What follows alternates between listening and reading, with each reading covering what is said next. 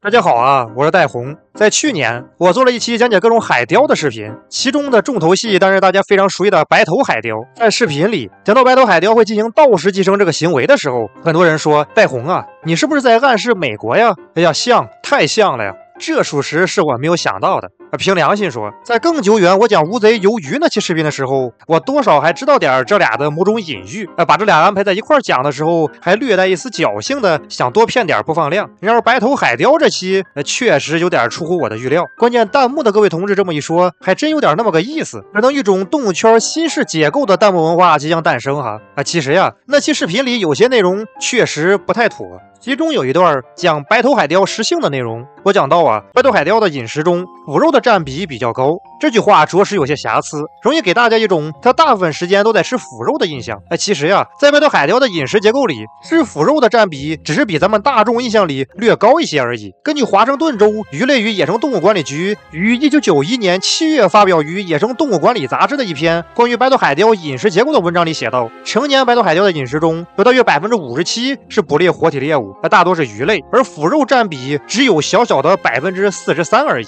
而这些腐肉中呢，大部分是捡到的，倒食寄生的占比更是只占19%。所以白头海雕其实只有将近1/5的食物是通过抢夺盗窃得来的，不多哈。当然哈，这些指的是成年的白头海雕，那些幼年和亚成年确实是吃腐肉更多。那期视频里我还提到，在1782年，美国将白头海雕选作国鸟，这确实是个错误，我给大家道歉哈。当时其实只是将它定为了美国国徽，直到2024年12月，美国国会才将其指定为国鸟。其实呀，白头海雕这种非常炫酷、外貌形象堪称满分的动物，在老美还有一段鲜为人知的悲惨经历。咱们今天再来全方位从更多角度了解一下这位经常出现在各种海报上，还有浓厚政治形象意味的飞行系主龙白头海雕哈。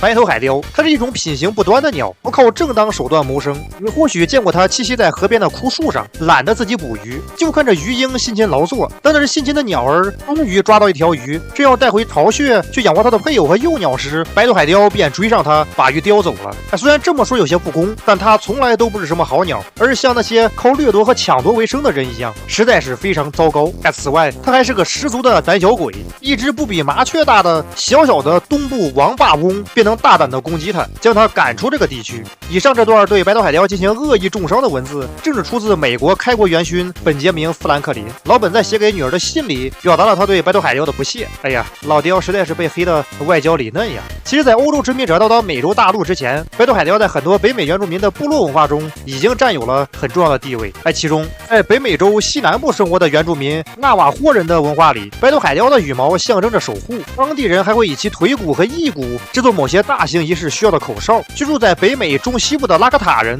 会将白头海雕的羽毛作为荣誉的象征，赠予完成任务的人。居住在北美东南部的乔克托人认为白头海雕是和平的象征，因为这些老雕能够翱翔于空中，直接接触太阳所在的上层世界。这让我想到了某位太阳怪兽宾斯塔，貌似也是一只大鸟哈。白头海雕曾经在北美大陆的大部分地区都有分布，从18世纪初数量大概在30万到50万之间。然而后来，随着欧洲殖民者的数量在美洲大陆日渐增多，白头海雕的数量一度降低到可能只有几千只。在20世纪50年代，在美国甚至只能找到412个白头海雕的巢穴，属实离谱啊！造成这种情况的原因有很多，其中史世纪杀虫剂成分 DDT 会对白头海雕的生育能力造成巨大伤害。受 DDT 影响的海雕们会产下不健康的鸟蛋，这些鸟蛋的蛋壳又脆又薄，不等幼鸟孵化鸟蛋便会破碎，使得这些未出世的小生命当场夭折。而那些顺利成长的白头海雕还会遭到猎杀。在1918年到1930年短短12年间，仅在阿拉斯加地区便有大约7万只白头海雕遭到射杀。猎人们射杀这些老雕的原因是他们主观地认为这些大鸟会用锋利的尖爪抓捕牲畜甚至儿童。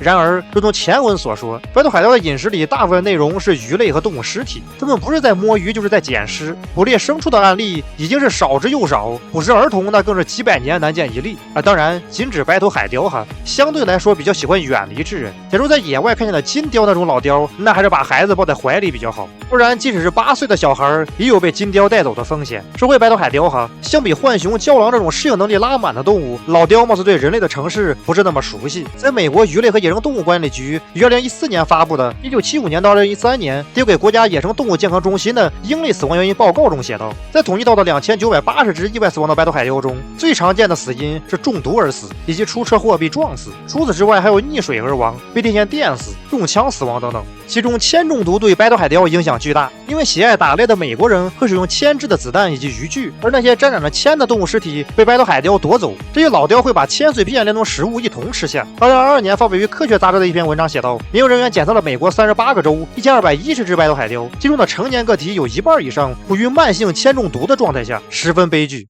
好在后来美国的多个部门已经将传奇杀虫剂成分 DDT 禁用，并且立法禁止了商业猎杀白头海雕以及收集鸟蛋。近些年来，其数量已经有大量恢复，现今白头海雕的数量可能有大约30万只以上。对于白头海雕的相关介绍暂时告一段落，感谢大家观看。大家喜欢的话，请点赞加关注。我是戴红，我们下期再见。今天又是普通一天，加油吧大家！